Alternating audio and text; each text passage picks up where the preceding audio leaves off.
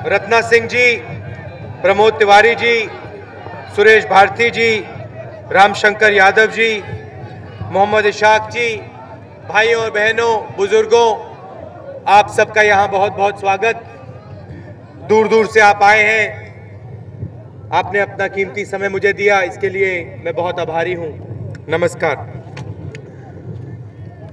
2004 से दिल्ली में आपकी सरकार है और जब हमने सरकार बनाई थी, जब हम चुनाव लड़ रहे थे, हमने आपसे 10-15 वायदे नहीं किए थे। सिर्फ एक वायदा किया था कि देखिए, अगर दिल्ली में कांग्रेस पार्टी की सरकार आएगी तो वो आम आदमी की सरकार होगी, सबकी सरकार होगी, गरीबों की, पिछड़ों की सरकार होगी, हिंदू, मुसलमान, सिख, ईसाई की सरकार होगी और जो भी हम करेंगे आम आदमी के हित के लिए करेंगे।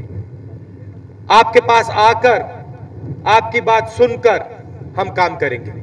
विपक्ष में एनडीए के लोग खड़े थे, एसपी, बीएसपी के लोग खड़े थे, बहुत सारे वायदे किए उन्होंने आपसे कि भैया हम ये कर देंगे, वो कर देंगे, ये बदल देंगे, वो बदल देंगे।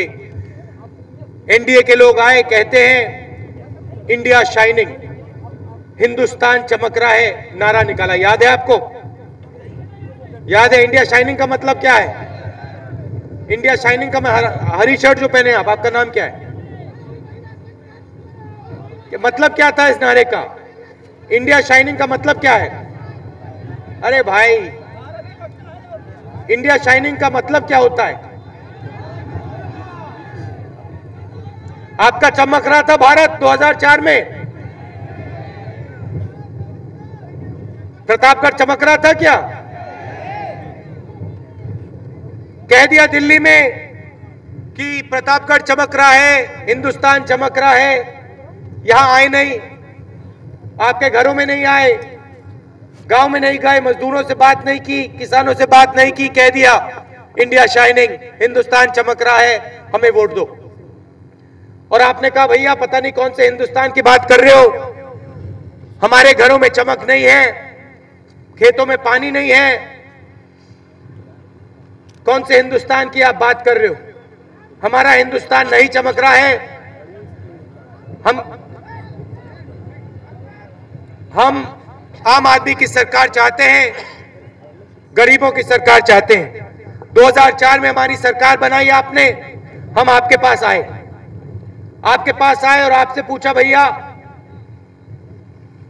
क्या करा जा सकता है, आप बताइए। और आपने हमें कहा देखिए, गांव में रोजगार नहीं मिलता,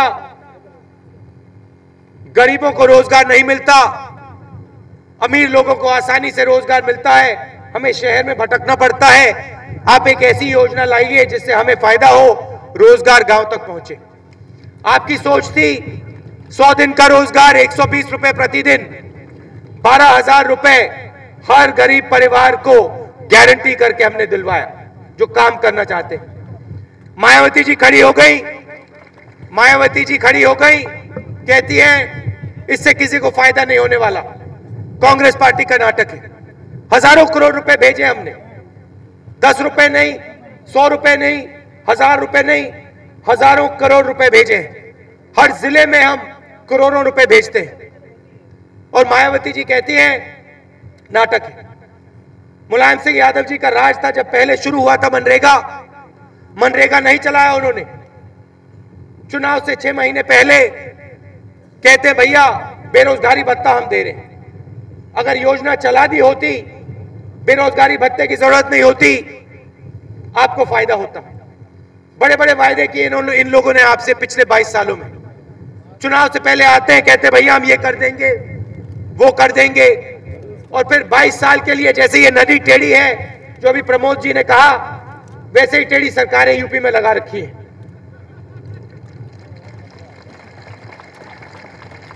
टेढ़ी सरकार इस नदी को सीधा नहीं कर सकती, सीधी सरकार इस नदी को सीधा करेगी, कांग्रेस पार्टी की सरकार कर सकती।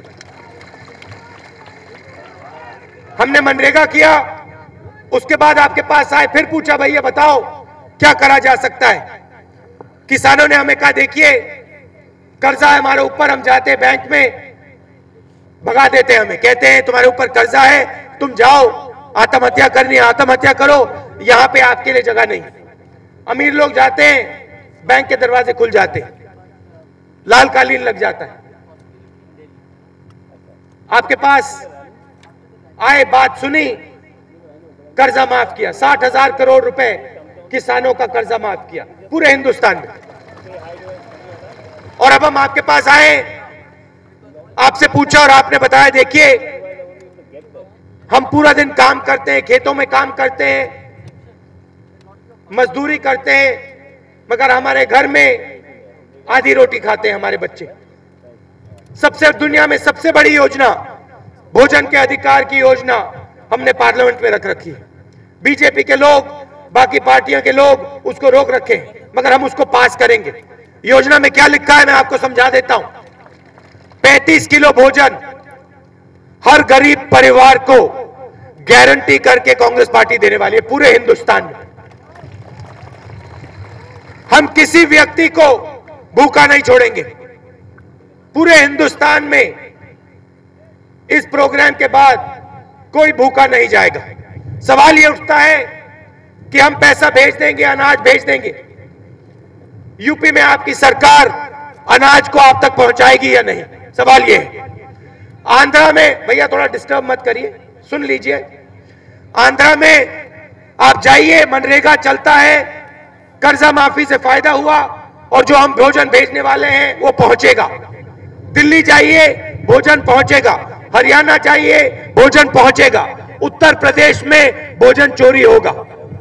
क्यों? क्योंकि आपकी सरकारें ऐसी हैं जो आपके लिए काम नहीं करना चाहती। आप लखनऊ में कांग्रेस पार्टी की सरकार बैठाइए, आम आदमी की सरकार बैठाइए, हम वायदे नहीं करेंगे, काम करेंगे। वायदे करना बहुत आसान होता है, कोई भी यहां आके कह सकता है भैया मैं ये कर दूंगा, मैं वो कर दूंगा। मैं आपकी इज्जत करता हूं, आपने मेरे ऊपर भरोसा किया है, मैं आपसे वायदे करने नहीं आया हूं। मैं आपको सिर्फ एक बात कहना चाहता हूं, कांग्रेस पार्टी की सरकार आएगी, आम आदमी की सरकार होगी, गरीबों की सरकार होगी, वायदे कम करेंगे, काम ज्यादा करेंगे। आप जब अपना वोट डालोगे एक बात सोचकर डालना, 22 साल से यूपी में सरकारें आई, मुझे आप बताओ इन्होंने 22 सालों में क्या किया? एक काम बता दो जो इन्होंने किया। मैंने आपसे कहा भोजन का अधिकार दिया कांग्रेस पार्टी ने, रोजगार का अधिकार दिया, शिक्षा का अधिकार दिया, प्रधानमंत्री ग्राम सड़क योजनाएं में लाखों सड़क बनाई, नेशनल हाईवे बना दी पूरे हिंदुस्तान में, कर्जा माफी किया, बुंदेलखंड में मदद की, 8,000 करोड़ रुपए उनको पहुंचाया, बुनकरों की लड़ाई लड़ी, बुनकरों को कर्जा माफ किया, लोन दिलवाए, सेंटर से धागे पे छूट दिलवाई, किसानों के पास आए, कर्जा माफ किया।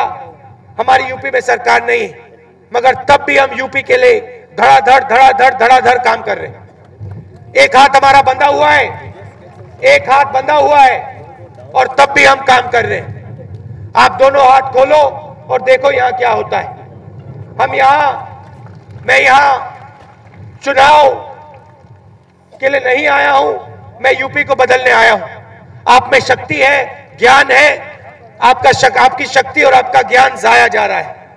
आप बाकी प्रदेशों को बढ़ा रहे हो, महाराष्ट्र में जाके काम करते हो, उसको खड़ा कर दिया, पंजाब में, हरियाणा में जाते हो, खेतों में काम करते हो, उन प्रदेशों को खड़ा कर दिया।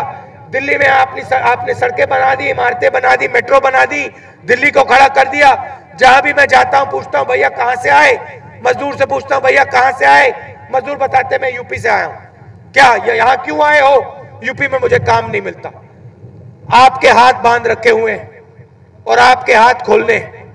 जिस दिन आपके हाथ खुल गए, जिस दिन ये जो महिलाएं यहां बैठी हैं इनके हाथ खुल गए, यूपी अपने आप खड़ा हो जाएगा। आपके